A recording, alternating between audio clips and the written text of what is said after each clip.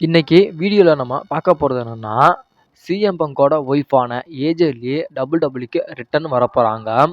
அத தொடர்ந்து நம்மளுடைய ஆண்ட்ராய்டு, எம்ஜேஎஃப் இவங்களும் 2021 ராயல் ரம்பிளுக்கு ரிட்டர்ன் வரப்போறாங்க. அதுக்கப்புறம் நேத்து நடந்த ஏஇடபிள்யூ வேர்ல்டு எண்ட் பேப்பர் வியூல நம்மளுடைய எம்ஜேஎஃப் தோத்ததுக்கு மூல காரணம் என்ன அப்படின்னு இன்னைக்கு வீடியோல நம்ம டீட்டெயிலா பார்க்கலாம். வாங்க வீடியோக்குள்ள போகலாம்.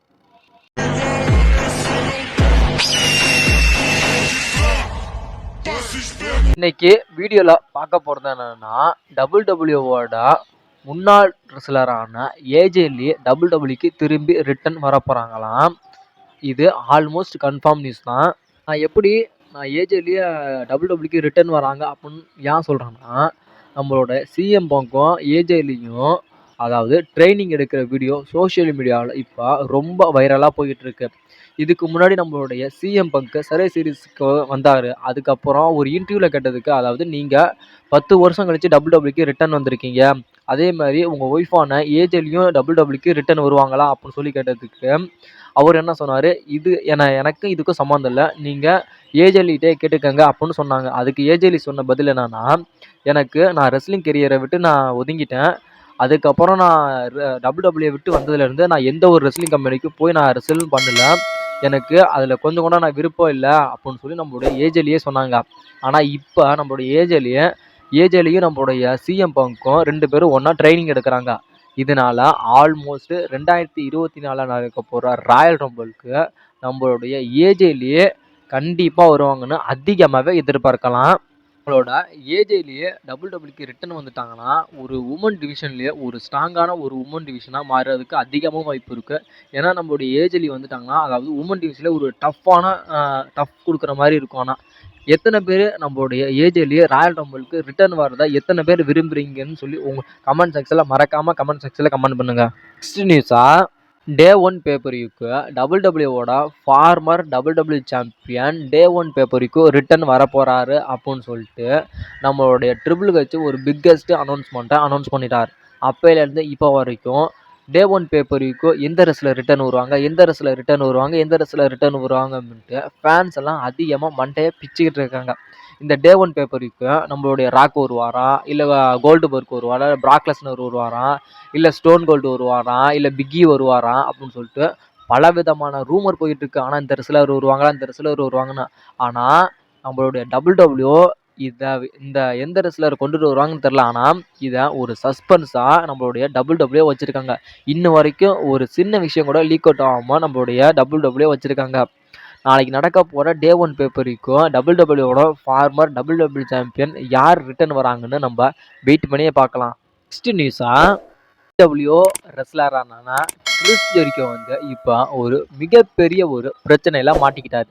அதாவது என்ன பிரச்சனையில மாட்டிக்கிட்டாரு அப்படின்னா, ஒரு பொண்ணை தப்பான விதமாக கூப்பிட்டாரு அப்படின்னு சொல்லி நம்மளுடைய கிறிஸ் ஜெரிக்கோ இப்போ ஒரு மிகப்பெரிய ஒரு கேஸில் மாட்டிக்கிட்டாரு. இதே ரெஸ்லரும் ஏஇடபிள்யூல தான் ஒர்க் பண்ணுறாங்க. அந்த ரெஸ்லரை நம்மளுடைய கிறிஸ் ஜெரிக்கோ தப்பாக ட்ரீட் பண்ணார், அதாவது தப்பாக நடந்துக்க பார்த்தாரு அப்படின்னு சொல்லி அந்த லேடியை இப்போ ஓப்பனாக சொல்லிட்டாங்க. அதனால இப்போ நம்மளுடைய கிறிஸ் ஜெரிக்கோ ஒரு மிகப்பெரிய ஒரு கெட்ட பேர் ஆயிடுச்சு. இது தேவையா கிறிஸ் ஜெரிக்கோ? செவனின்னு இருக்காத விட்டுட்டு இதெல்லாம் உங்களுக்கு தேவையா அப்படின்னா, இது தேவை தான். காசு பணம் இருக்குன்னு தும்முரில் இப்படி தான் ஆடக்கூடாது அப்படிங்கிறது. சரி, அது அடுத்த பிரச்சனை. அதுக்கு நம்மளுடைய ஏஇடபிள்யூ ஓனரான டோனி கான் இப்போ என்ன சொல்லியிருக்காருன்னா, தப்பு நடந்ததாகவே இருக்கட்டும், இதை நாங்கள் சால்வ் பண்ணிக்கிறோம் அப்படின்னு சொல்லி நம்மளோட அந்த ரெஸ்லரை ஏஇடபிள்யூ பைசல் பண்ணி வீட்டுக்கு அனுப்பிச்சிட்டாங்களாம்.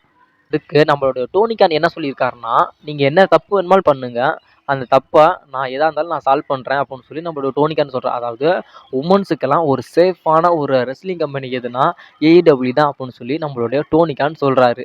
இது எந்த விதத்துலடா நியாயம் அப்படின்னா எனக்கே தெரியல.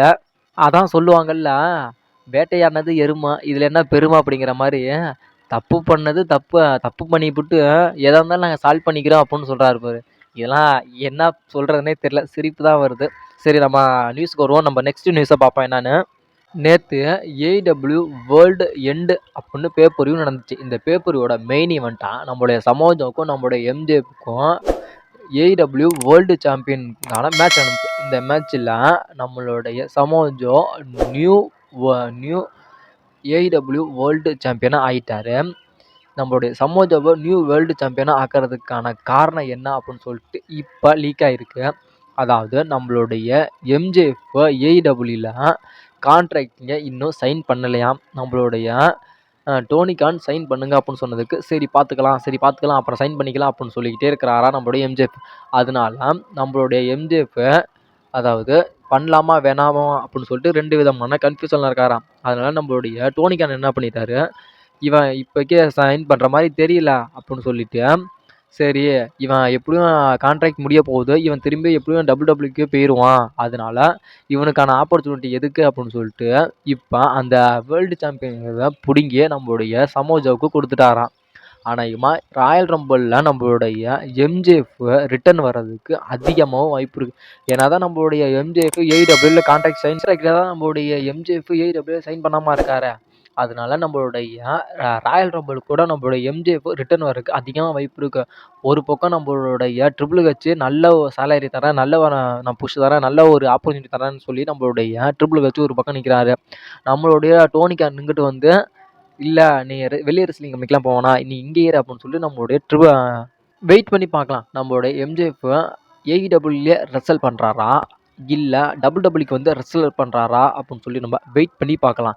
நெக்ஸ்ட் நியூஸாக லாஸ்ட் அண்ட் ஃபைனல் அப்டேட்டாக 2024 நடக்க போகிற ராயல் ரம்பிளுக்கு இந்த உமன் ரெஸ்லர்ஸ் எல்லாம் ரிட்டர்ன் வர போகிறாங்க அப்படின்னு சொல்லிட்டு ஒரு மிகப்பெரிய ஒரு அப்டேட் போயிட்டுருக்கு.